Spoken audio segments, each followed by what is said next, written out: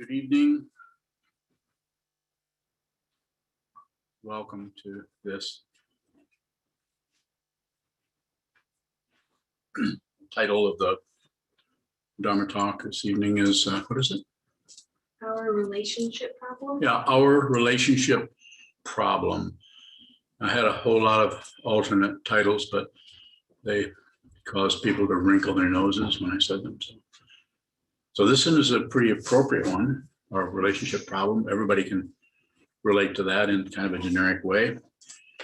Relationship. So I want to talk a little bit about this, but I also am very interested in questions. So let's do this together. It's a relationship. I'm over here. I'm endeavoring to talk to you or respond to questions about relationship. And there's lots of different levels to that. We can't hardly avoid it. Even if you go to a mountaintop, you're in relationship with your own mind. So I don't have anything particularly planned out. This title was suggested to me a little earlier on in the day, and I agreed to do it, not really thinking about, I don't really know anything about relationships, but I figured you could help me. So one of the ways that the Vidyadhara Trungpa Rinpoche talked about this, among many, many ways, was one is to say the best relationship is no relationship, which I mentioned earlier today at the 6 o'clock meditation, open heart. And there's lots of things that can be said about that. But he also talked quite a bit about relationships. One of the ways that he talked about relationships is in terms of mandala, or the circle, a sacred circle, the outer mandala, which is a world, the inner mandala, which is you in the grocery store or your immediate family, taking a bath, eating food, and so on. And the inner mandala, which of course you probably already knew, there was secret mandala. More, I think that's the way. Secret mandala, inner mandala is your own personal circle of whatever, and the world as we see it through whatever, Facebook for that matter, or our school, our town. And it seems that we're always together in the relationship. It's tight, it's becoming, it's magnetic, we like it, we're enjoying it, we're getting something from it, or it's kind of neutral, we don't really care. Sometimes we're in a relationship with someone that we're just kind of not too interested in it, maybe anymore. Of course, the 3 poisons, passion, aggression, and ignorance, will show up in this area as in anything else. And the idea here is to,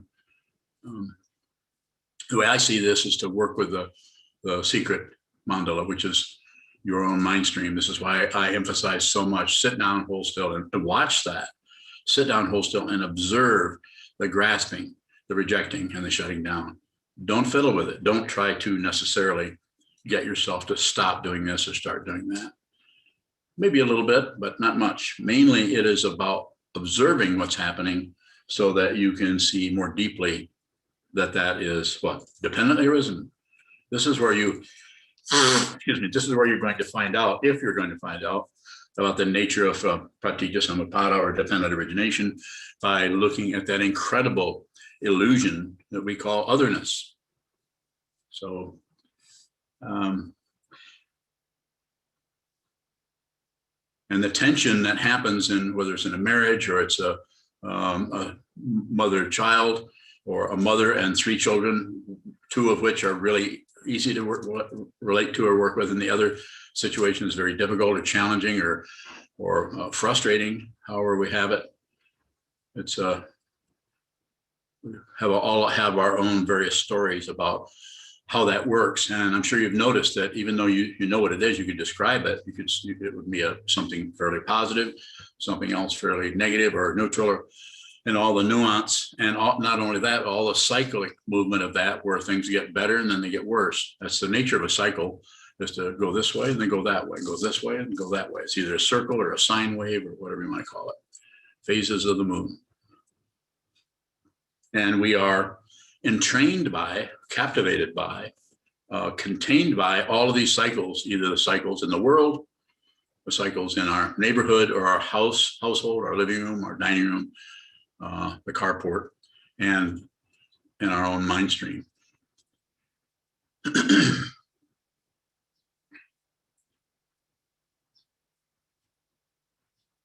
So somewhat difficult and challenging to try to go into any one of those areas and try to deconstruct it in such a way that we can say, oh, aha, now I'm understanding it. Although psychologists, therapists, and so on down through the years since all of that started, including philosophers, not to mention all the spiritual teachers in any lineage, have tried to help people try to understand the difficulty, the challenges in those areas.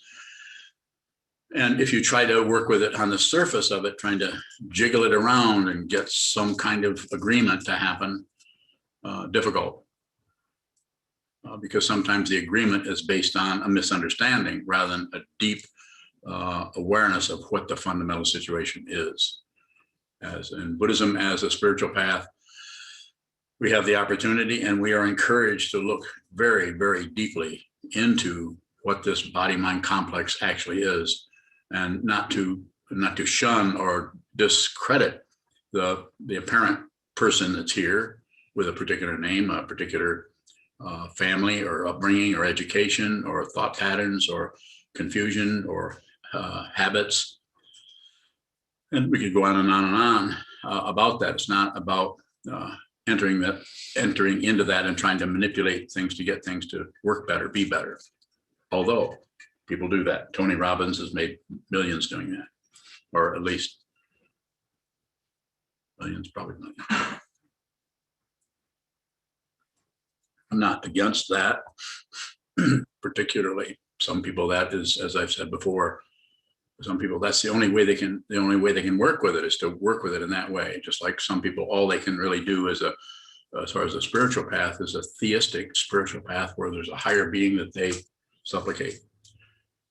A non-theistic tradition has aspects of it that seem like that, but it's fundamentally not separate. But it may seem that way. A teacher-student situation is a relationship that is quite a bit different than the conventional thing that happens in high school or in university, where someone teaches you something.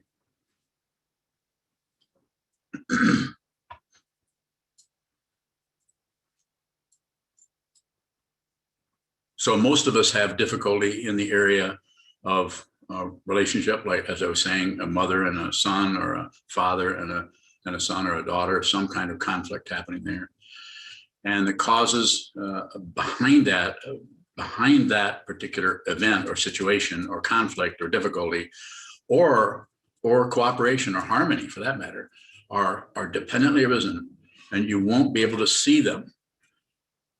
You won't be able to actually trace them down and say, oh yeah, way back here, we can do this. Although some of that has been done, we've actually worked with that situation somewhat in the monastery, what we call deep consciousness, going in and see if we can track down some aspect of the consciousness that is presenting itself in this situation here as being difficult, being challenging. I'm not here to convince you of anything. I might be more about saying, don't believe anything. Don't believe what I say. Don't believe anything, but whatever's showing up, so you can see what it is, just receive it rather than believe something ahead of time. Well, Sokuzan's saying it, so it must be good. Or Sokuzan saying it, so that can't be worth anything. And on, the way we elaborate on just about everything that's happening, we protect ourselves from what is about to occur by what we think is going to happen. Very difficult to just sit and listen to someone or watch something begin to show up or occur in our live stream, at our kitchen table, in our, what we call our intimate relationships, without some kind of idea or opinion or something about that we need to fix or correct or move or criticize.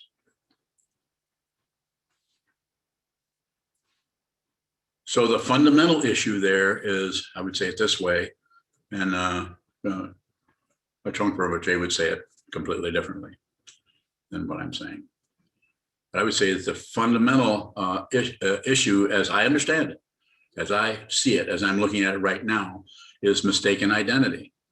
And the mistaken part of the identity is that you, me, we think we're a solid separate being, somebody who can be chased down by one thing, or we can turn around and chase something else, or pursue something, or get something, or acquire something, or train our minds to accomplish, to play the violin, and of course, all of that relativity is extremely seductive in helping us to deepen that mistaken identity into thinking that we're somebody because we're doing this. You're not doing it, I'm doing it. So therefore, I must be somebody who's doing this. I'm successful at it. I'm not so successful. I need to get more help. I don't have to go into this. We're all doing this all the time.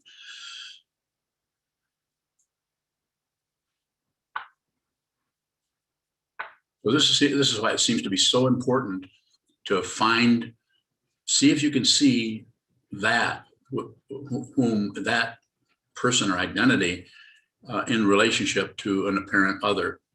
And the apparent identity and the apparent other are really believable. They're really solid. It's very a powerful situation that you can't just go in and try to stop that or get rid of that or push away that otherness. Or you have to, as I say it, as I understand it, you have to actually see that it's dependently arisen, that whatever shows up as something is caused by everything else. If you wanted to go into the particularities of it, the granular aspect of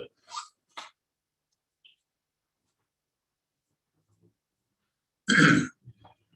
Extremely complicated, just as one person may have a great ability to get along with people, might be very talented, very intelligent, also is not particularly put upon by negative emotions. Actually, they might even wonder why people are having so much trouble with stuff, because everything's going fine for them. They get up every morning, they have whatever they call it, the power of positive thinking, or maybe some other protocol or device or activity or exercise that helps them to just be somebody.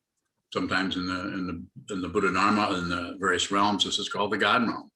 Somebody who's made it, doesn't see why. If they even hear about the Buddhist Dharma, they'll think, well, what's that about? Life is not suffering. Life is great. I mean, look at my golf handicap. Life is great. I'm doing well. I'm healthy. All my children are healthy. My husband, my wife, everything is just so great. Going well.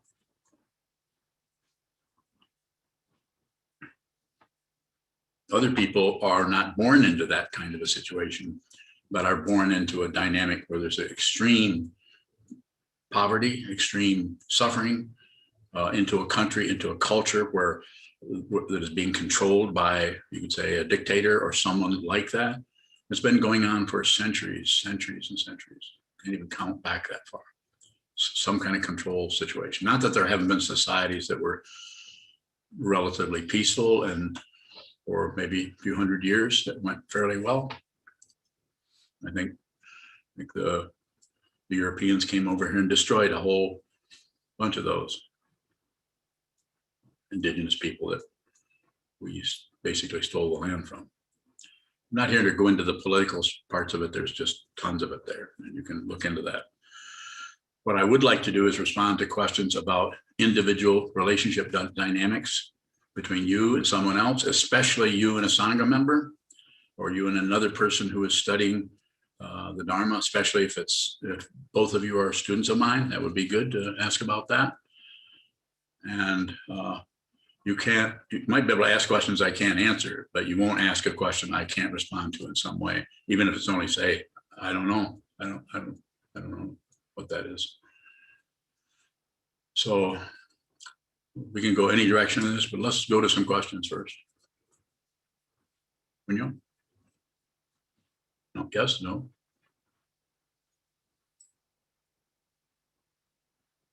She's got some doozies. I just forgot them. She's got a bad memory. Sokuzan, Yes. when we kind of initiate contact with somebody, either verbally or through our senses, how can we begin to look at that through an awareness practice? Say a little, I follow you, but say a little bit more. I mean, you're a fully ordained monk. You've done lots of sitting meditation, lots of solitary retreats. You've done a lot of sitting. So give me a question out of that. Shokabang, how can we see the fundamental misunderstanding? So when you sit and whatever arises, don't interpret, don't add, don't elaborate, do nothing with it. Let it, whatever shows up in the mind stream, no matter how threatening or how irritating or how confusing or how put upon you are by whatever arises, do nothing with it. And if you do push on it, then just be aware that you're pushing it. If you do pull on it or explain it or define it or blame someone, just be aware that you're doing that. So it's always about awareness of what is moving in the mind stream. And this is true of all of these, the outer, the secret mandala, the inner mandala, and the outer mandala of the whole world. More, please. Let's go get it. Shokabang, it seems like there are situations or times where I just have negativity that's not associated with anybody. But if I interact with somebody, that negativity kind of goes and seeps into that interaction. Just, okay, good, excellent question. So just be aware of the seepage. Don't necessarily turn the mind that is aware of this into some kind of a construction worker, some kind of an excavator, some person that's going to go in and redo that so you don't have that experience. Anything that is arising in the mind stream, I don't care how positive, negative, or neutral. I'm going to say this in a very blunt way, which doesn't reinforce an ego necessarily, but you got it coming. This whole body-mind complex is dependently arisen at this point, and probably never, but we aren't going to be able to trace that back in a way that does anything more than show us how completely vast that whole situation is. Just because I'm here, you're there, you can ask a question, I can respond to that. And this looks like you're singularity, I'm singular, very, very temporary. And so insofar as you can, and I know you already know about this, and everyone does to some extent, please just receive, add nothing, unless the karma that is showing up as your particular, mind stream is just spontaneously adding. And then that is your opportunity. If you have a strong awareness practice, is an opportunity to just watch that. But it can be very threatening. It can be very tantalizing to feel like, I think I can stop that, or I think I can find out why that's happening. And sometimes if you look for why it's happening, instead of seeing dependent origination, which is why it's happening, which means basically what? Nothing's happening. But if we go into a partiality of it, this is called relative truth. And then we start to blame others, or perhaps blame ourselves, the passion, the aggression, or to completely shut down the whole situation through some version of what's called distraction or fixation on something, or ignorance. So we don't have to look directly into that threat or that discomfort more. Shoka. Shokabang, sometimes the threat feels kind of volatile or unpredictable. And when there's that kind of intensity or volatility to it, how can I cave to that?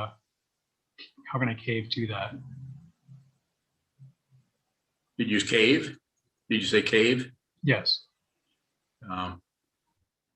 There might be a quality, or I might use that, but it's not about caving or relenting. It's just seeing what is there. Because if you start caving or relenting too much, then that builds up a caver or a relenter. The ego will feed on anything to get some kind of scrap of identity to keep promoting its screenplay or its pretense of being somebody doing something.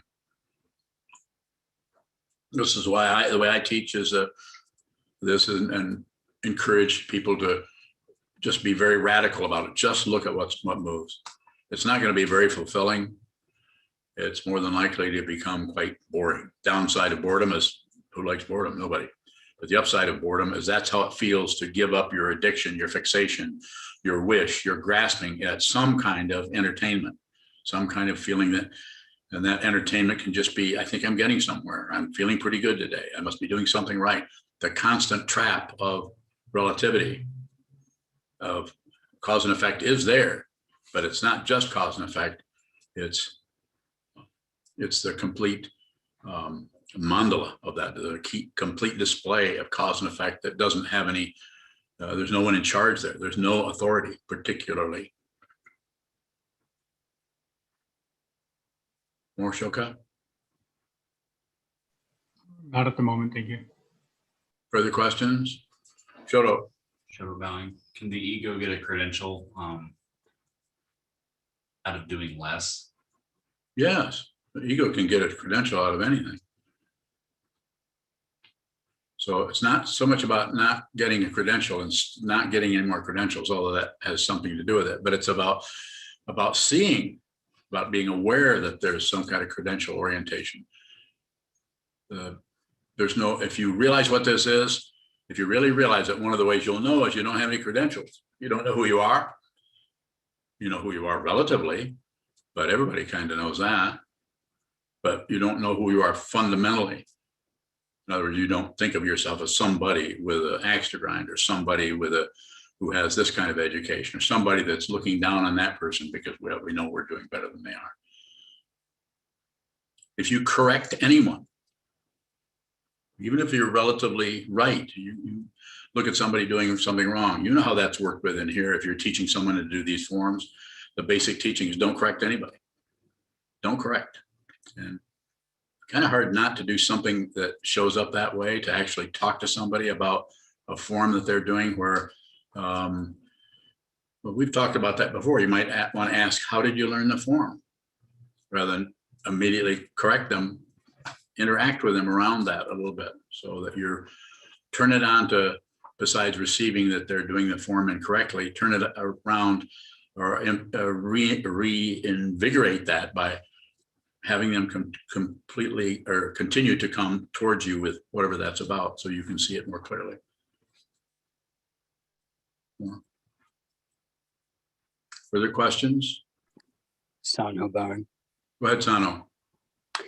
A month ago, my partner vanished in the middle of the night because over COVID and beforehand, I have become more mean and weaponizing my intellect, who is surprised. And I've been doing a whole lot of correcting. Partner will no longer talk to me because too much stress and pressure, and partner choicelessly had to go. So I have been wondering, do I give them the space that they request, which could have permanent consequences if they don't see the development happening, or do I try and show them the development, which seems pushy? Sano bowing. So if you ask me a question and you're a student of mine already and you're giving me permission, I say, don't do anything. Don't do anything. I'm saying, when I say that, and if you go with that, what starts to show up in your mind stream is going to be not be so easy, probably. If you're meant to be with this person, there's no way you can stop it. There's just no way you can stop it. But you can certainly make it more difficult or challenging, or possibly postpone the situation and make it more gnarly, by trying to manipulate it, or trying to figure out some way to explain your thing or apologize. Apologies are, I could give a whole talk on. I could give a weekend seminar. I could give a month-long retreat on apologies. Oh, I'm sorry. I shouldn't be talking about that. This is not about that, so I apologize. Sano, I know you can't see me waving at you, but I'm asking you to keep coming. Further? Sano bowing. Yes, sir. Forgive me. There is extraordinary pain every day, all day. How do you work with that? I don't know of anything that would be any more genuine to say to you than just receive it. Just receive it, but don't add to it by mixing it up and and trying to rewire everything or try to correct everything. Just receive it in its raw, basic state as it shows up. It will not be easy, but you can, you've received Jukai, and I think you're going to be a monk at some point. So I'm saying, start now. The Buddha said, life is suffering. Nerve endings get abraded. We're human beings, so we're experiencing what we call pain, what we call pleasure, what we call boredom, and all of those things. You'll be okay. But you will be okay, because nothing lasts. Even the most terrible, horrible suffering of losing someone, either to the impermanence of death or the impermanence of relationship cracking and coming apart. And when I say it needs to do that, I'm not saying something couldn't have been done that would have brought that in a different direction or caused it to not show up in that way. But there's no way to go backwards in that. And you were saying, like, you were having a hard time or giving that person a hard time, it sounds like. And you don't even have to go to yourself and blame yourself. It's dependently arisen. I'm sorry you're having a hard time about that. I have some understanding of that, and as everyone does in different ways. But it's just part of the whole situation. Is part of a relationship. A relationship is a very relative word about a situation where we appear to be different, separate beings, and so we function out of how we think things are, or how we feel things are, and how we perceive this. But eventually, that perception can be more vast and profound. It's not going to save you from a bee sting. Not going to save you from some kind of heartbreak that might show up. So just do the best you can, but I would say don't. Less is better in this situation. And if I understand correctly, you're saying, well, if I don't do something, maybe he never will come back. What was his name? Joey. Joey, yeah. If there, I wouldn't turn around and turn into some kind of a pessimist about the whole thing, but you could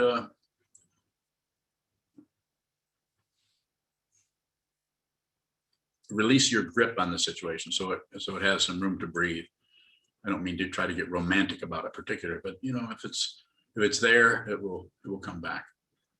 If the original inspiration to even be together in the first place, it'll come back. But there's less chance of it'll come back if you go in and try to find the gears and the buttons and the levers.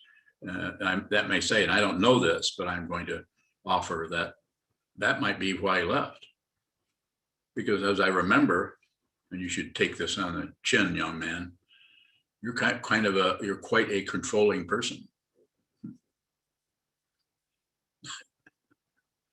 Right? Correct. Yeah. You don't have to stop doing that. Just see how it works. Just watch it. Just observe it. Don't improve. Improvement is it just buys into that aspect of dependent origination that is blind, instead of that aspect of dependent origination that sees the truth. You can do it.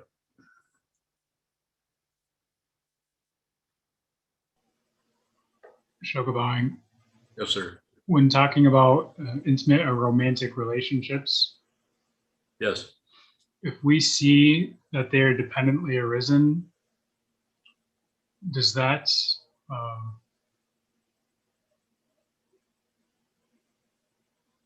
can relationships still show up as difficult? More so. I mean, more difficult because you're no longer covering anything up, blocking anything out. So they can become extremely difficult. But you also, if you see dependent origination all the way through, so there isn't anything left to see, then There isn't anyone that you're not in a relationship with.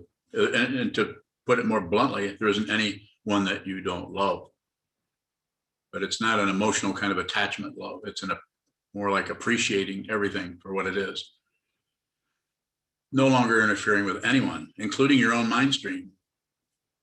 If you are liberated, you don't care what goes through your mind because there isn't anyone there anyway.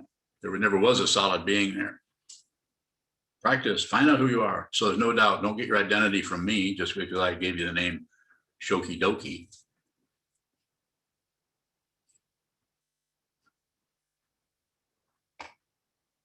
Sent you. Senshi bowing.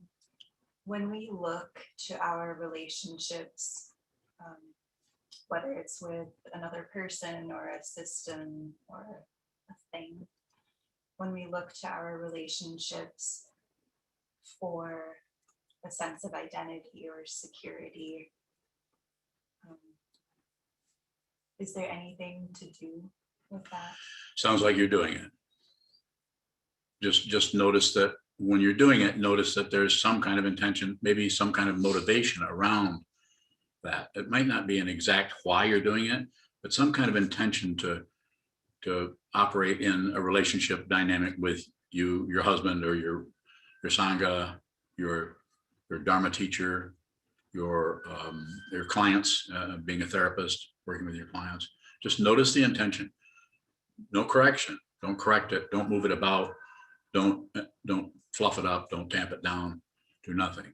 And when you do that, you'll notice that because you're actually just looking at it, you'll actually notice that you do keep going in and pushing that up or pushing it aside.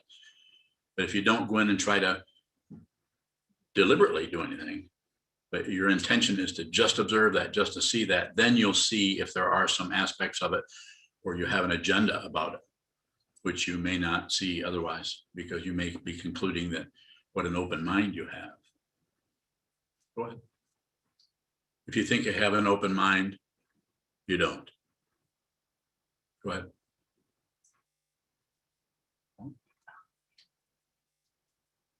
For any further questions here in the, go ahead, Shoto. Shoto bowing. When Trungpa Rinpoche talked about no relationship, was he suggesting that we have less relationships? Well, I don't know exactly what he was suggesting. I don't know if you were to ask him, he might even say, did I say that? He was still here.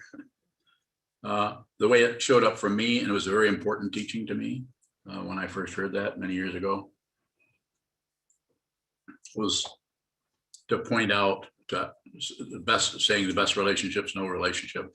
It's just less emphasis on trying to do something with the relationship and work more with what this is, the so-called relationship person who's concerned about and blaming this or blaming that, or thinking we really need to be with that person, or we don't like that person anymore. And so those relationships are very, very difficult, because you're not only relating with your own karmic dispensation, but everyone else's too. And you're trying to get with that, leave that person, get away from that person, to correct this person.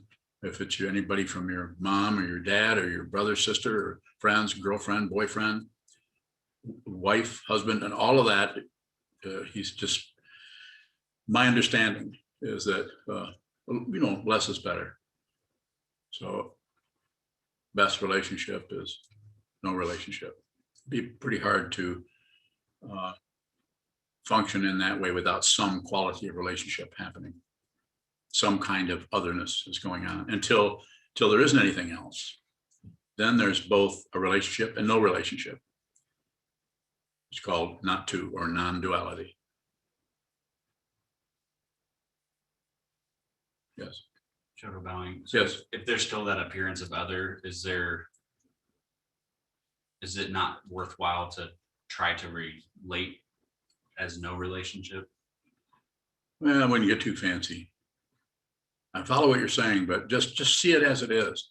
If it looks real, don't push it away. Just notice that it has a strong stage presence of, like I've sometimes said about watching a movie that is really convincing. You're there. You don't even realize you're in the seat. You don't even realize you're eating popcorn, because it's that magnetizing.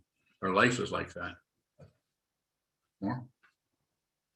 Any questions out there in Zoom land? Go ahead. Carl has a question. Go ahead, Carl.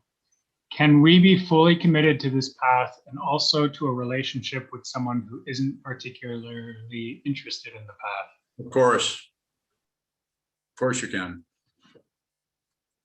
And everybody doesn't have to join your club.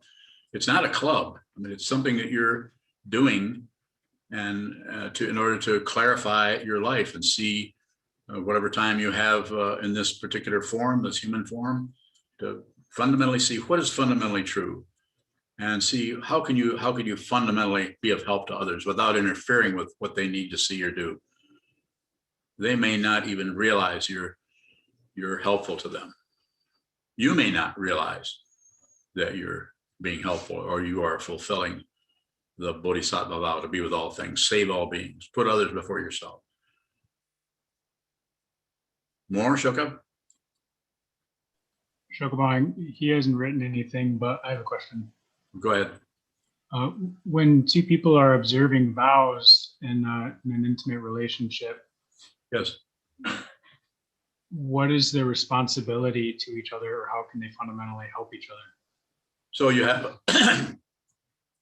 two people are, if they have the same teacher, then the relationship is to each other, of course, as Dharma brother, sister, Dharma brothers, Dharma sisters, or whatever like that. Plus the relationship is there. So I'm not sure how you want, what kind of response you're looking for, or what the nature of the question is. But if you're a monk, then your primary relationship to other is to the teacher. And not because I need some kind of obeisance from someone, or you need to put me before your friends, but some kind of strong connection with the teacher. Otherwise, why even do it? Especially if you're dedicating your whole life to being a monastic or being a bodhisattva, training your mind to be put others before yourself. So it would vary, and if you're just with your particular friend and there's a dynamic going on, and that's the one that person that you're looking at, that Sangha person is your teacher, and you are that person's teacher. But that doesn't mean you obey them or you do what they say. You just, anything that shows up, that's your teacher. When you walk down the street and you see someone walking towards you, walking a dog, and they seem to be preoccupied by their phone or whatever, that's your teacher. It's not that they're somehow teaching you things or giving you some kind of relative information, but you're looking at the incredibly profound and intense illusion of otherness, of duality. There are no separate beings. The illusion is incredibly strong. You notice how we just go in the other room all by ourselves and we read the newspaper, we do the crossword puzzle, and we have a little dialogue with ourselves about who we are, what we're doing, how good we're doing, how bad we're doing, how we're doing in our relationship. It's a constant stage play that comes and goes and comes and goes, and is very convincing. But that which is observing this is not a self. It has no ongoing solidity or identity as someone. There's something occurring there because we're in this relative in this realm of humans. So there's some kind of desire operating there. So when you meet your partner, whether it's another Sangha member, as we've talked about many times, talked to you and other people, the Sangha, if you meet someone who is your Sangha brother or sister, you need to pay attention to them rather than see the things they're doing wrong and feel like you need to correct them or change them. Just receive. It's so important to do that. And it's very difficult to do that if it's more difficult to do that if you're not even in a monastery and you're just living by yourself and you're doing everything on Zoom. But it's better than not doing anything at all. At least we have some kind of a path, some kind of a connection with a community of people, or have a spiritual interest in understanding what this fundamentally is, not believing in something, the Sangha, and the teaching, everything is dependently arisen. Nothing comes from its own side as an individual self or being or ego. That's an illusion. And everything is impermanent. Not all compounded things will vanish. And everything is in a state of distress or limitation or disgust.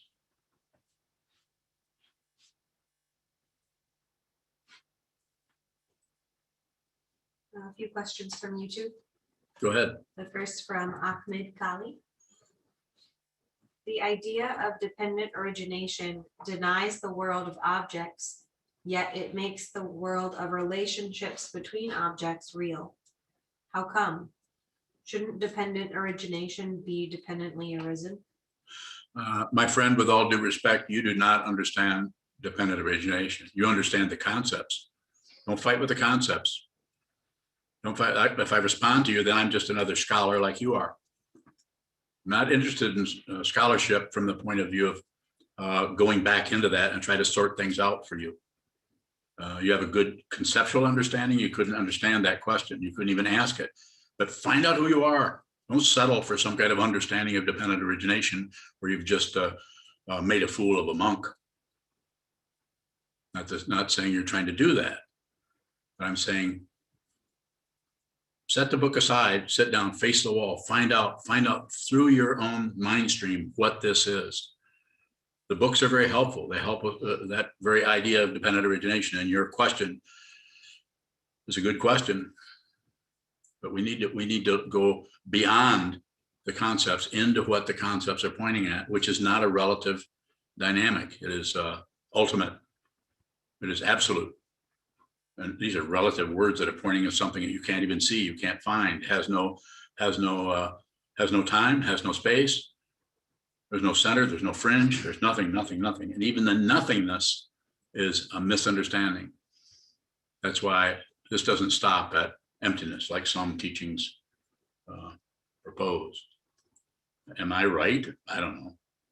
You can take what I say, and if it helps you, go ahead. If you'd like to study under someone else, a scholar or someone who's smarter than I am, go ahead. Now that I've somewhat insulted you, please ask me another question. A question from Nena. Who? Nena. Nena. Nenna. Oh, Nena. All right. Hello there. Thank you for your time. I would like to know, how can we remove negative energy? Well, there are relative ways you can work with that, and there's all kinds of things. I mean, if you put that into YouTube, and you'd get just, maybe you've already done that, you just get barraged by it. But I can tell you very simply how I would, since you're giving me permission by asking you, do nothing with it. Don't try to remove it. Just observe, receive the negative energy so that you get to understand what it is, because you're not separate from what looks like negative energy. And if you try to push on it, you are buying into the illusion of relative truth, thinking you can get rid of the bad stuff and get the good stuff. It's a profound trick or illusion. Unreal. There's no one that needs to get rid of anything. Find out, Nana. Train your mind. Sit down, hold still, look at the wall. Wall gaze. Do a lot of it. Go ahead, Sally. Sally. Sally bowing. I believe, rely, trust that my own inner voice is my most important relationship, that inner knowing. And I would just like to hear your opinion of that, dear Sokuzan. Sally bowing. Well, Sally, you might be better at complimenting or commenting on that than I am. I don't have an inner voice. So I'm not taking yours away. I would say if that's a valid thing to say. A lot of people say, I've listened to my inner voice. I would say, to someone who asked about, I would say, well, trust yourself. Do what you think. Do what you think you should do. If you ask me, what should I do? I would say, do I have permission? And if you said yes, I'd say, train your mind. How do I do that? I said, see that wall over there? Go over and sit down, bring everything into a stillness and watch what continues to ramp up, because that That is the very nature of the confusion. Is what continues to be on the move. And to come back to your question, I would say, sounds good to me. Listen to your inner voice. I see you on here all the time. I'm assuming that you do some sitting meditation. Do you have a teacher?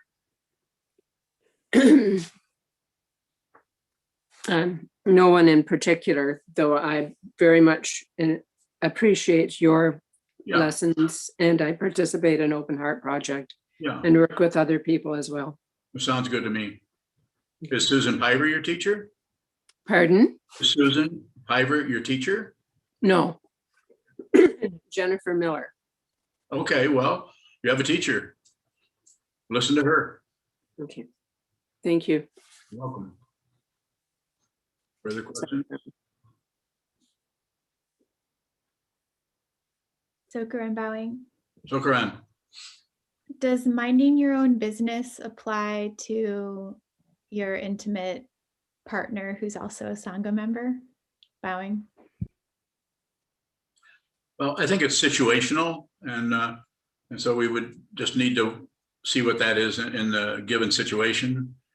I think it's different there because it's someone you're really close to, and it's your intimate partner. So then you're going to have going to be a lot more overlap, a lot more sharing about what's happening there.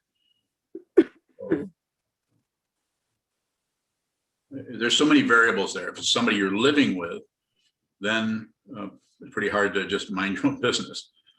You're going to be interacting with them. But if it's somebody that you see once in a while or you talk to once in a while, it might be a little bit different. I think it's very situational. But I wouldn't go into some kind of ideal state of mind where I can't make any comment because I might interfere with what he, she, they need to see or something like that. So from the point of view of you or your partner, if you're both students of the Dharma and you both have the same teacher, then anytime you look at your partner, you're looking at your teacher, some aspect of your teacher, because that person has a connection with the teacher also. So it's called Sangha. It doesn't mean that it's another way that the teacher manifests. So this is why when Kobun Chinaroshi, my Zen master, was asked to make a comment on what is the nature of the Sangha, he said it's a garbage pit.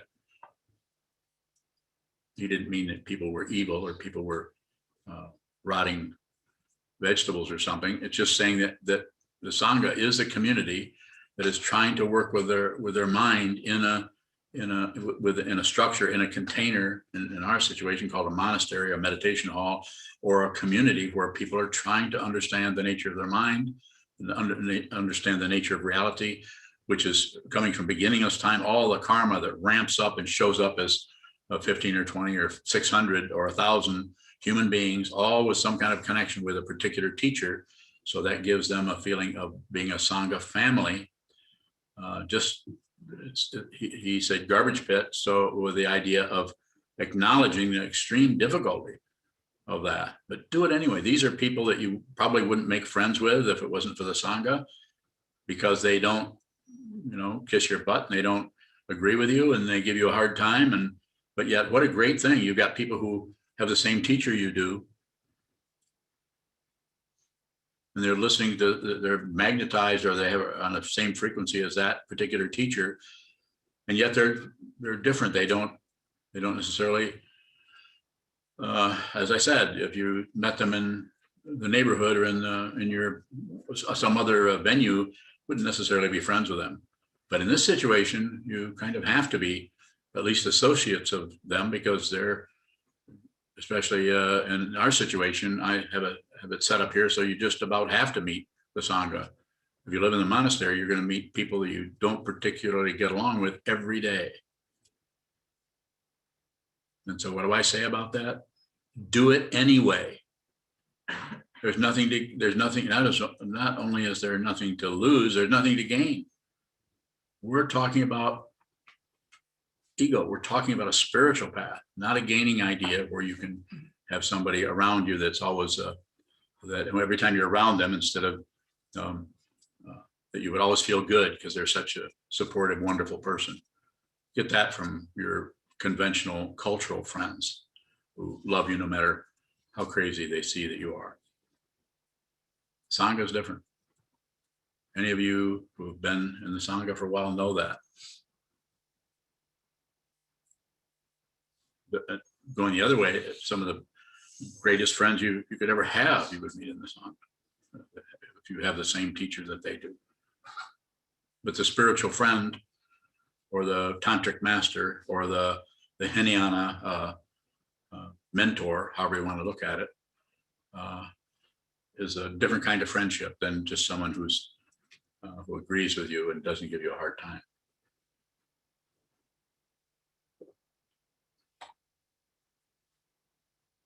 Further questions?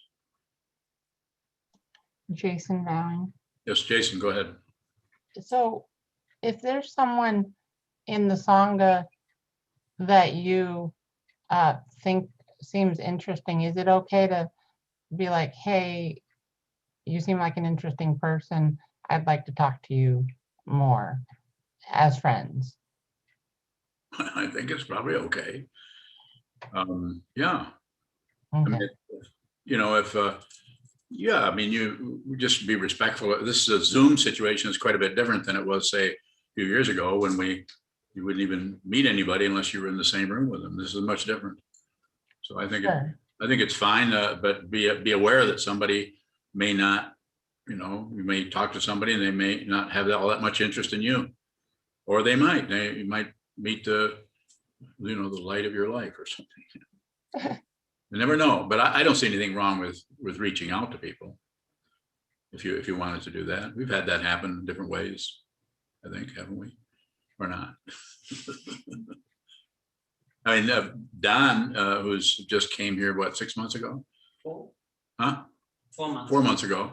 He lives here now, and he's kind of our slave now. We make him cook food and everything, so he probably is really, really sorry he came. But he came here because he saw this and he connected with this person and connected with the Sangha and started studying together, and eventually talked to Sokuzan and worked out a way where he could come here and live. He wanted to come here and live, so now he lives here, and he's we won't let him leave. Yeah, people can go wherever they want. I mean, if you come here, it's a good idea to stay for a while. But so as far as Jason, as far as reaching out to people, I don't see any problem with that. Might be a good thing. Further questions? When you didn't have asked me any questions, you were going to. They just all dissolved. When those questions dissolved, you buying that? Everything's perfect. Joko Bowing. Go ahead. How is Unyo your teacher? She's like a mirror for me. And so are you. My teacher hasn't gone anywhere. He just spread out. All over. There isn't anything. The function, as the Vidyadhara Trungpa Rinpoche once said, the function of the teacher or the guru is to introduce you to your world.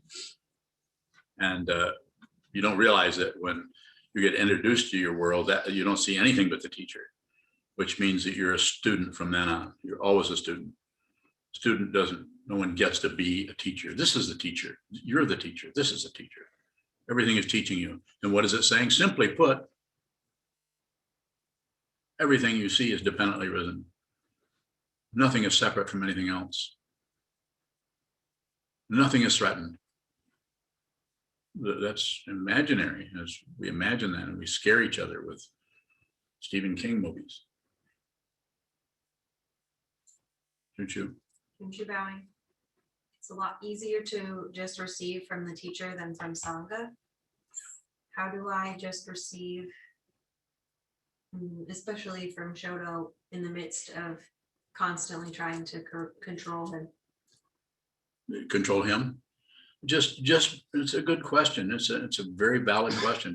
I know you're practicing, so practice sitting practice of meditation. Come to book studies, which you do all of that. talk to me, would you do that? But just notice the way you do that. Just be aware of your wish, your desire to control. Don't try to be someone who doesn't do that. Just notice that, how that arises up, because it gets energy from being pushed down or controlled, or you're trying to have some kind of an improvement program where you don't do that anymore. More? That's a good question.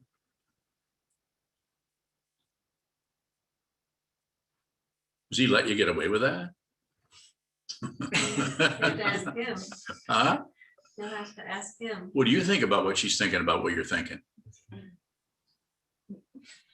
Huh? Yeah, go ahead. I have a question. You have a question? I do. Well, I just had a question too, but you didn't answer it. Don't pout. Go ahead and ask your question. Shadowbound. Is in that situation, we're both observing vows. Yes. She admittedly is trying to control me. Yeah, admittedly. You hear that? You guys hear that? Is this being recorded? I think so. Yeah, go ahead. She admittedly is trying to control you. Yes. Go on. Should I cave into that? Cave into what? Let her Let her control control you? It's situational. It's really situational. So sometimes you might, sometimes you might not. But you're the one who's maybe defining it that way. And it sounds like she is too. Is she getting that description from you? Don't control me. And then she tends to agree that she's controlling you. So who's coming up with that invention? So insofar as you can, just watch what's moving rather than try to interfere with it and get your way and try to. So, and some of that might be just experiencing how you can't really stop that impulse to give him directions or advice or feedback or something. Don't give him a chance to be who he is. At the same time, you're genuine also. You're genuine. You heard me say this before, and if you don't understand, I'm happy to spend the whole weekend talking about it. Be the crap you're trying to get rid of. Don't fight with anything. Sometimes if you can understand what that is, a very common, kind of a common word that is a common word that could describe that. I'm not saying it does, and I'm not saying you're going to particularly feel like this is true of you. It's called humility. You're no longer trying to be somebody special, somebody else. You're okay with your mind going this way and that way and so on. And the sense of a solid self begins to be seen through, because it no longer needs this, no longer needs to get rid of that.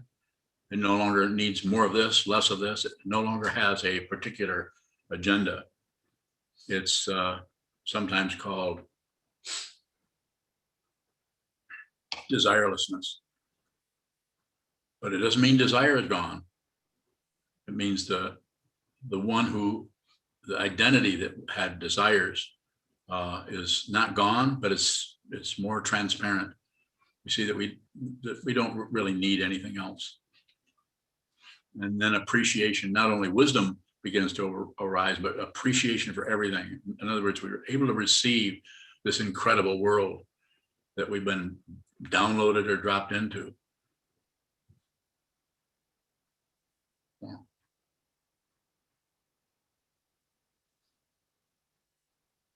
Anybody else want to team up in relationship and ask a question? Wulong bowing. Wulong. So in long-term relationships, there's sometimes a tendency to sort of reinforce identities, both independently and as a couple. And some observations are made that can be accurate and intuitive as you spend time with each other over the years. How do you not fall into the I know you? How do you stay not knowing? Like, how do you keep that rather than fall into the predictability and all of that, what you think you know about the person? Don't maintain anything. I maintain a G-shift so I can get a refill on my coffee, but you don't have to do that. So don't maintain. Watch the desire for something else. When things start to collapse that you would normally or conventionally go in to maintain, just watch that come apart. Watch impermanence. Not easy. It's difficult to do that just out of the intellect, to do it intellectually and get some kind of credential or some kind of a credit or some kind of somebody shows up that says you're doing that.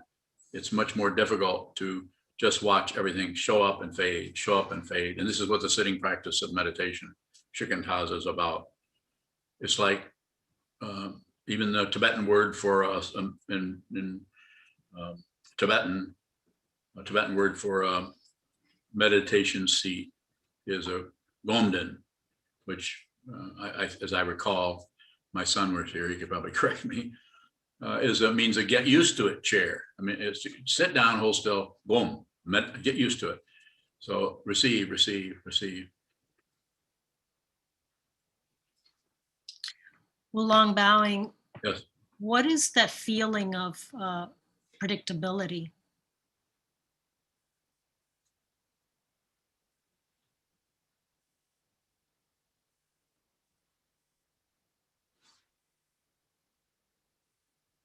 Well, it's giving you a reference point to kind of, you're kind of leaning on it, like, so you're not really investigating that so much. You're just leaning on that. It's predictable. You know what is going to happen. You know what's happening in the relationship. You know what he's doing, she's doing, or whatever it is. You already know what they're going to do, and so on. Is that where the question's coming from, or did I miss what you were asking about? Wulong bowing a little bit. I'm wondering if predictability is my own. Okay, so the situation, something happens and, oh, that was so predictable. That's how she always responds. Is that predictability my adding? What's adding is you named it, you called it, you evaluated it, and you saw it, and you, instead of just receiving what happened, you stuck a name on it, which tends to, it's like shrink wrapping it, the thing. So now it's preserved for another 3 weeks, 3 months, 3 years, but do nothing with it. Whatever arises, don't accept it. Don't reject it. Don't distract yourself from it or look away. It takes a while to do it. It takes years to do this. Go ahead, please. Go ahead. Wulong bowing. So something that happens repeatedly in the relationship, let's just say, Yes. whatever, a bill doesn't get paid every month, the same thing. How do you see the bill not getting paid by that person as new, something you don't know? You may not. I mean, you may not, but that's also about awareness, is noticing that it looks like it's a repetition of something. But you don't have to go into it and label it necessarily and name it. It would be, keep it as simple as possible, and whatever shows up, don't add. And if you do add, then just notice that you're adding, or you're changing, you're modifying something that has a radical nature of showing up. Nothing happens twice. Don't believe anything I'm saying. You could consider it. Thank you. You. Any further questions? Sokuzan, there's a question in the chat box. I think you pronounce his name Ivan bowing. How does difficulty with another reflect on our own self? Well, it can be quite complicated, and it's and the causes and conditions and the sources of that are untraceable. All you have to work with is what appears, and what appears, if you train your mind to see what is happening, and you work with the the structure we have is the Buddha, the Dharma, and the Sangha, the teacher, the teaching, and the community. Then, and you're doing that regularly, and you're watching what shows up, then you notice your tendency to want to stop it with your idea, your opinion, your conclusion about it. And so, and it seems very innocent. Well, of course, we're buying into the thoughts about it.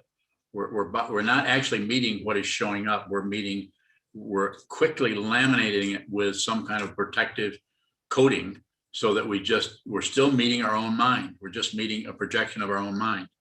So the two ways I like to say this, and I'm going to say it now, is you're either seeing yourself in the form of your relative self, the crazy self, the mind, the self that's trying to control, trying to get ahead, trying to avoid the first noble truth of suffering by covering it up, disguising it, changing it, fixating on some kind of a temporary rest area. And then if you don't do that and you train your mind and you see what this is, you're still seeing yourself, except you're not seeing your relative self. You're seeing your true nature, ultimate nature, which is not separate from anything. And it's nothing special. It's ordinary, because the dynamic that is happening there is just happening through these 6 sense fields, objects, sight, smell, taste, tongue, body, mind, just receiving. It's very, very simple. It's very still, some movement, but not a lot. But then if you see that, then there's no, things have changed in some way, but then they've not changed at all, because you're still just on receive. Except instead of receiving your projections, you're receiving your true nature, which you're not separate from in the first place. Some people can hear this and this won't be helpful. They will go a different direction. They should. You should. If this is resonating with you in some way, then hang around. If you need to go another direction, then go in another direction. Because I don't have any proof of anything. Proof is cheap, you could say. The proof is what you're going to see if you continue to look at your mind stream. Just look, just watch what moves in the mind. Watch the movement in the mind. Yihongbaoying, Yeah. you say mind your own business and look at your own clarity before you interfere with others. How is that? My question is how I can have the motivation, aspiration to be myself, to help others. Bowing. Yeah, excellent question, Young. Just persist. Just persist. You're a young woman. Just persist. Meditate every day if you can, and continue to relate with this Sangha, or with this teaching, or with this teacher. That's up to you. I'm not here to convince you of anything. If this is workable for you, then continue to do that. And then that particular sincerity that you're already expressing, there's a sincerity, a desire to see what this is for yourself. And I'm all about helping you. I don't need followers. I don't need members. I don't need much of anything. Well, I do need Unyo. But so what I'm saying is just the way I've met you several months ago. I don't know how long ago it was, but quite a while. And I've never seen anything, and it's not a compliment. I'm not complimenting you. I'm just saying I've never seen anything come this direction from you in terms of a question other than complete sincerity. That goes a long way. It's not the goal, but it's certainly part of the path. Strong intention, practice, return to the wall, return to the Buddha, return to the Dharma, return to the Sangha, return to the teacher, return to the teaching, return to the community, over and over and over again. I did that myself for over 35 years until I found myself doing this, functioning as a Dharma teacher. And I just use that word for convenience. I don't know what I'm doing. I don't need to know. Yihongbaoying, thank you. I have another question. Go ahead, please.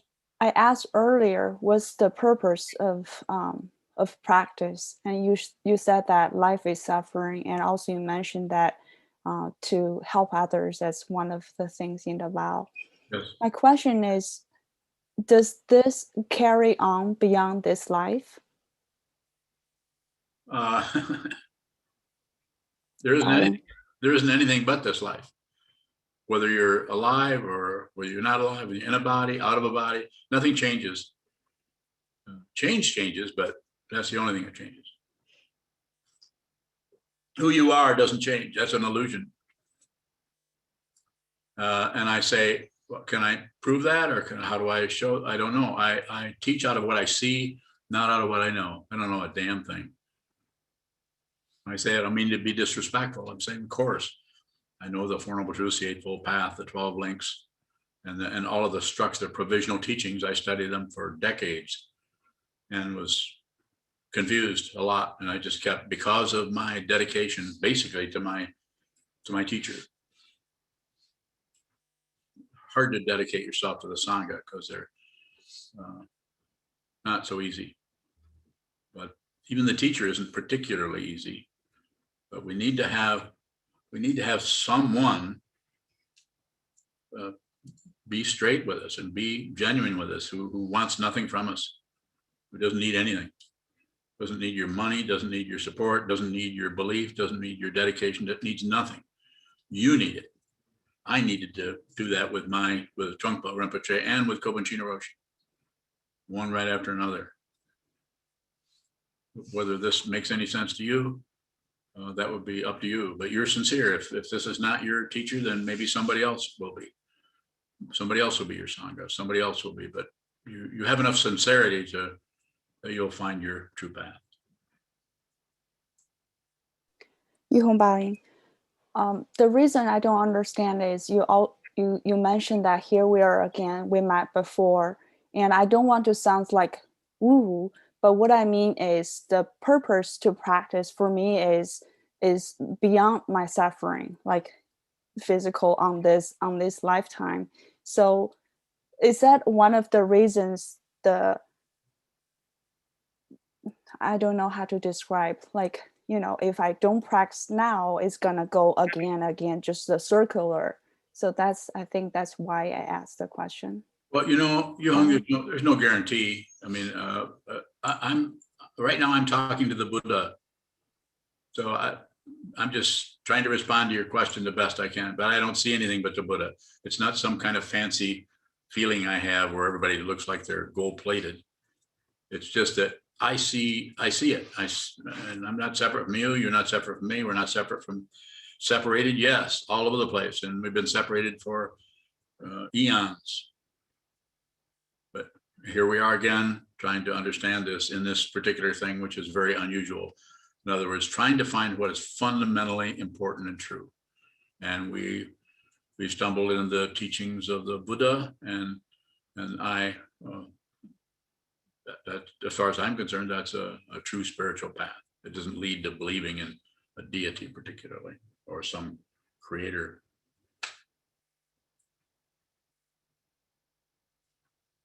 Thank you. Yeah, Sally. Is that Sally? Sally Bowing. That's Sally. When you asked me about who my teacher is, I answered quickly. Yeah. But I have many teachers. I don't just have one teacher, and they don't necessarily all believe the same way. So I just want to ask, you had mentioned earlier that everyone is our teacher, but I wondered what you think of that, or what you feel about that, or if Well, that is. I understand you, but just give me a direct question. That way I don't, Okay. I can't do conversation. Yeah. I mean, I would do that. Yes, Sally Bowing. I have many teachers, and they are all very important to me. And you are as much a teacher, my teacher, as anyone is. Is that acceptable to you, that you are my teacher as well as other teachers? It needs to be acceptable to you. It doesn't make any difference what I think about it. Okay. Thank you. Yeah. Sally Bowing. Thank you.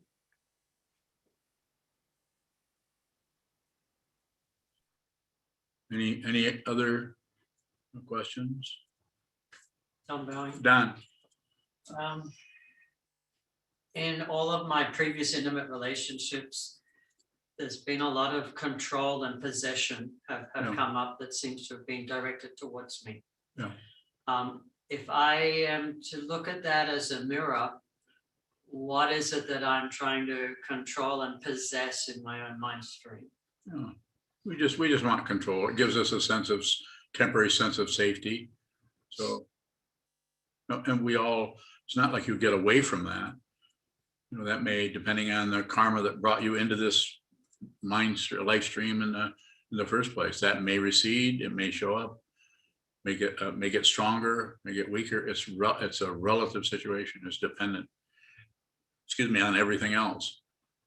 So rather than go in and say, what is it? Just notice that it comes and goes. It can't, if you do anything with it, it tends to persist. If we push on it, it tends to persist. If we explain it and justify it and go into the concepts around it, it tends to persist. And even if we distract ourselves or ignore it, but if we just watch what comes and goes, and you'll notice if you do that, it tends to have all different kinds of colors and values and textures. It's really hard to do. But look what you just said. You just said that you're doing that. You can't make that comment. That's really hard to do. Yes, it is hard to do. Do it anyway. Do it anyway. Just that it's hard to do. This is that tells you quite a bit that you're actually doing that.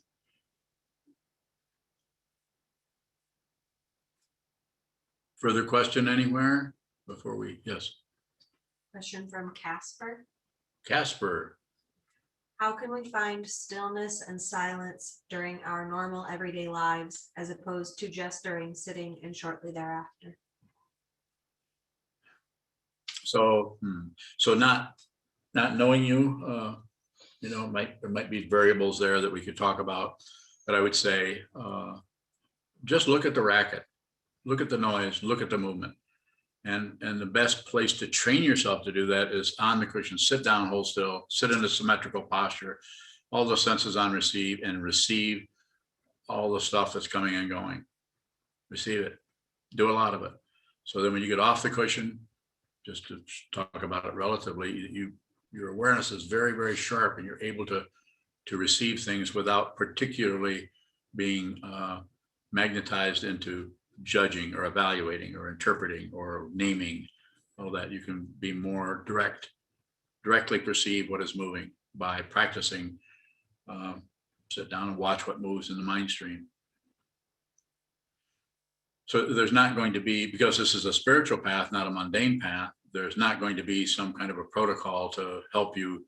At least I'm not going to teach it. I mean, some people will teach you how to have a meditation where you don't fall asleep. I think that's a misunderstanding. You should fall asleep. If you're sitting there and you start to fall asleep, why would you want to stay awake? When I say why, I'm saying, don't worry about that. Well, if you fall asleep and hit the wall with your head, it'll only happen once. You'll sit back up. Did that happen to you? Oh, Happens to everybody. I was just afraid of it. Huh? No, but I've always been afraid of it. Yeah, being afraid of it is, you know what that is, don't you? That's fear. Fear of the wall. So I'm not going to go overboard and say you shouldn't try to stay awake. Of course, it's to sit up and the other thing I would say is if you feel sleepy, go take a nap. Take a nap. So it's not necessary to muscle through and just, relate to your body, whatever's happening with that. Seems to be more important to relate to the body than try to have some kind of macho thing where you hold still and you stay there no matter what. That doesn't mean you don't set up a situation where, the way I talk about it, to do block sitting where you sit down, strike a bell, sit there for 4 hours. But you also may have to get up and move around a little bit. But the original intention is to stay there 4 hours. If you continue to do that, eventually you find that you can actually just sit there for 4 hours.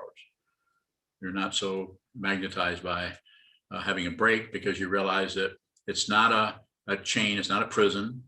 It's something you're agreeing to do. Strike the bell, 4 hours later, strike the bell again. In that time, watch what moves. It may be your body, maybe your mind. might have to do quite a bit of it, but it seems like a better way than trying to maintain it no matter what, or have some kind of a, which I often say is a macho thing, because that's where it comes from, the macho meditation traditions, which are all over the place in past centuries. And, probably needed to be there just because of the nature of the culture back then. Probably couldn't do it any other way, but we don't have to do that.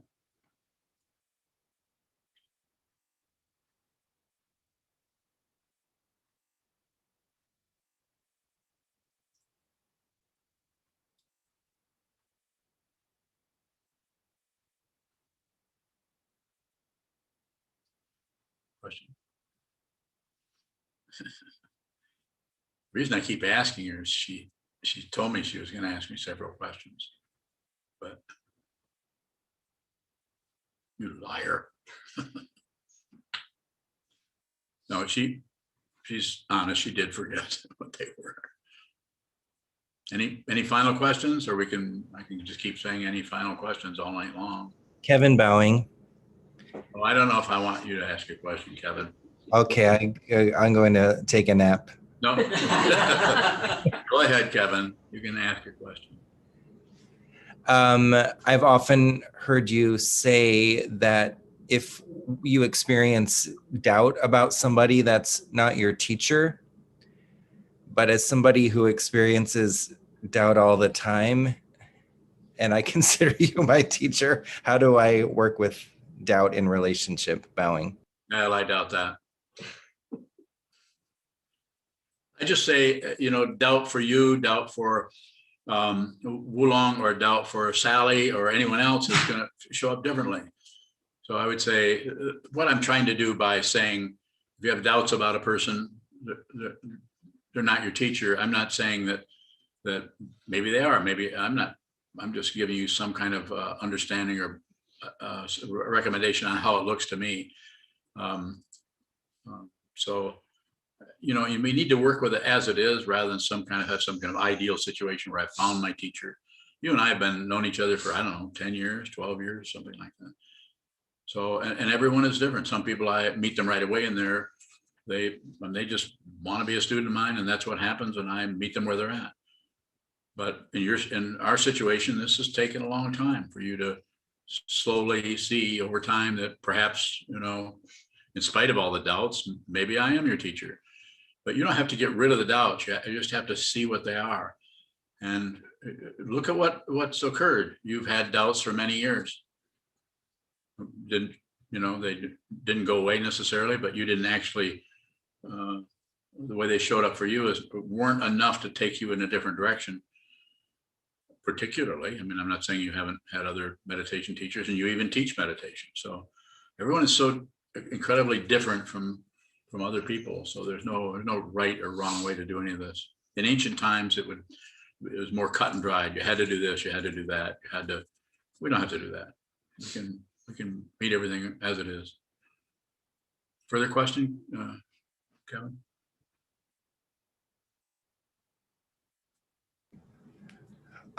No, bowing. Thank you. Wenyo? I do have a question. What When is- you're bowing, Go ahead. are you a jealous teacher? Yeah. Am I jealous of other people? If somebody else,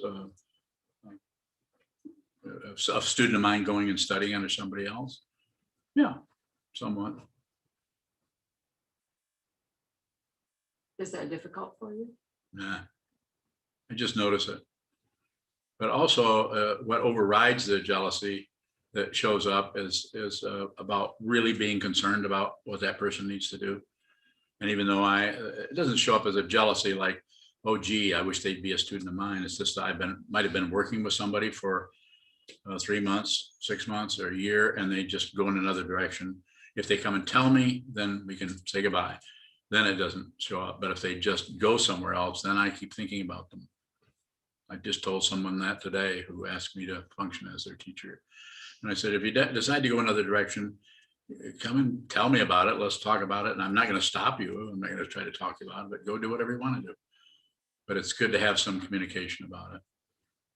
So further, do I seem jealous to you? Do you pick up on that? I'm jealous. Sometimes. Yeah. Who am I jealous of? the Buddha. Darn Buddha.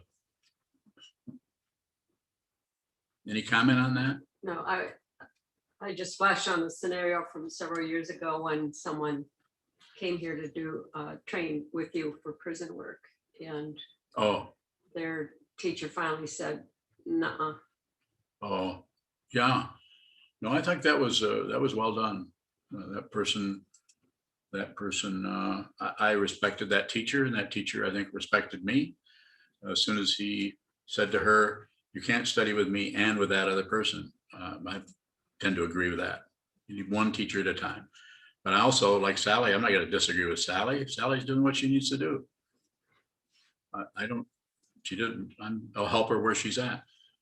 But with that person you're talking about from New Jersey, which has been what, 10 years ago, 10, 12 years ago. She came and says, my teacher said, even though I trained her to do prison work and so on, and we had quite a good relationship, I thought. And she was a student when she was here, but I also knew she had another teacher that she called her guru, and she, at some point, I think he kind of had enough of hearing about me from her, would be my speculation. And he told her, probably choose or something like that. And she did. And as soon as she said that, I stopped. That's all she had to do is be straightforward and tell me that. And I don't think I even responded. I just stopped.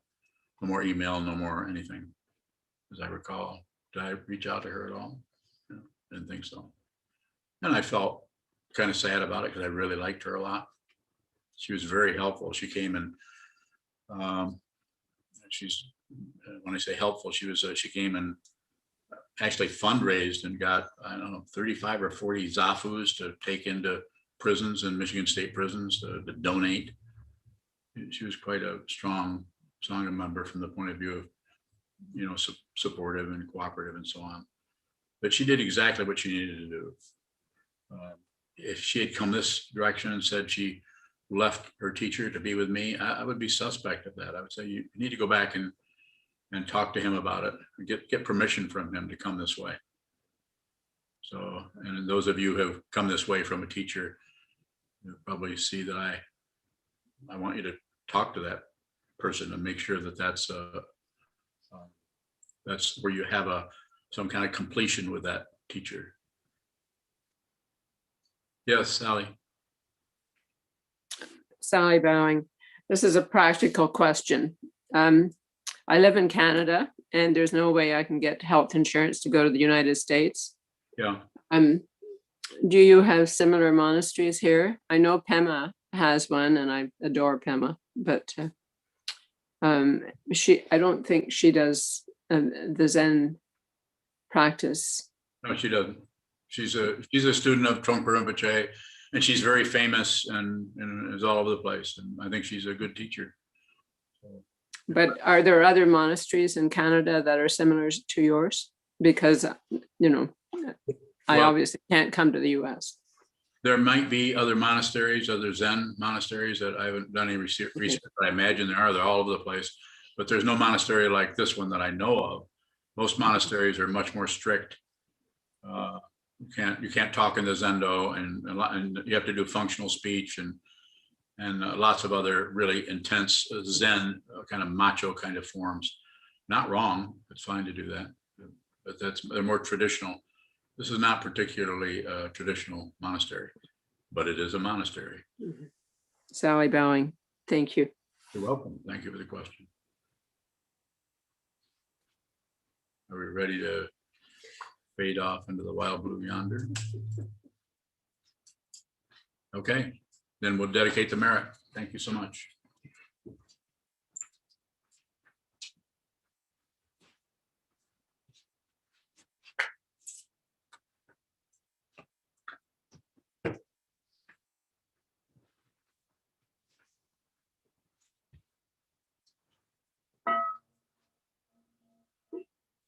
May the merit of this penetrate into all places so that we and every sentient being together can realize the Buddha's way. San Shi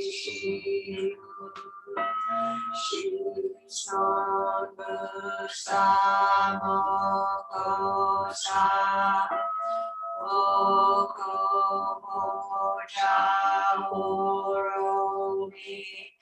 10 directions, the 3 worlds, all Buddhas, all venerable ones, Bodhisattvas, Mahasattvas, the great Prajna Paramita.